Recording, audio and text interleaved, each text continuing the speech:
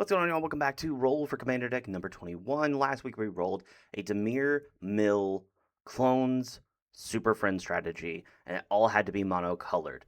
It was a bit of an interesting build, and one that I kind of enjoyed, because I love Mill. But let's jump into it, let's run through the cards. So, starting off with our commanders, we have Eevee and Jacob Fry. I picked the Fry twins, not because that they synergize with anything, but because they allow me to get both of my colors without having to sacrifice a multicolor or do a multicolored card. I could do two monocolored commanders here. Down in our Planeswalkers, it is kind of like when we Nissa. It's Jace Barrelin, Jace Memory Adept, Jace the Mind Sculptor, Jace the Perfected Mind, and Jace Builder of Mysteries. It's a lot of Jaces. It's mostly a super Jace deck, I guess.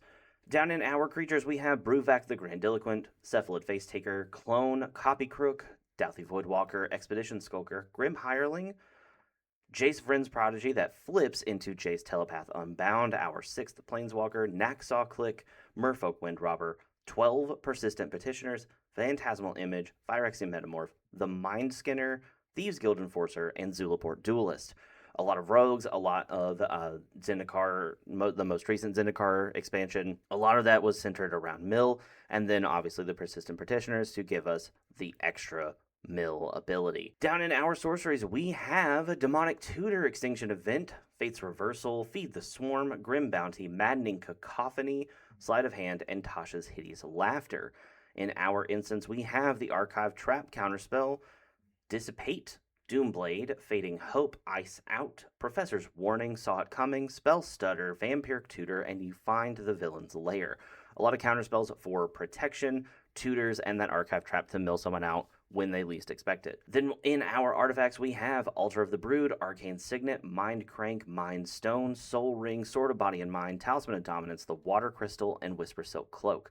Now I know these artifacts, most of them are colorless, and that does kind of go against the monocolor thesis of this deck.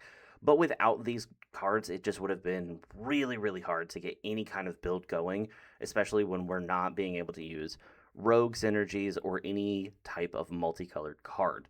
Down in our enchantments, we have Bitter Blossom to pair with our Altar of the Brood, constantly milling every upkeep.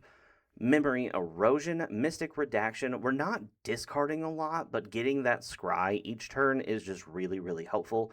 And then we have Teferi's Tutelage, where we're going to draw an extra card, and whenever we draw a card, our opponents are going to mill 2 cards.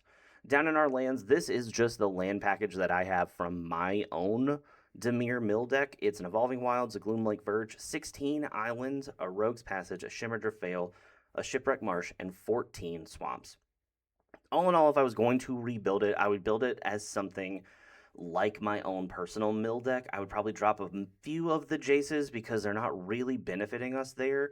I would keep most everything else and throw in some of the multicolored rogues and have Anawan the Ruin Thief helming the deck to give us that benefit of whenever we deal damage, we're going to mill our opponents. And I think the enchantment that I would add is a rogue class because it works like a Dauthi Voidwalker, but when you deal damage to your opponents, they exile the top card and you get it.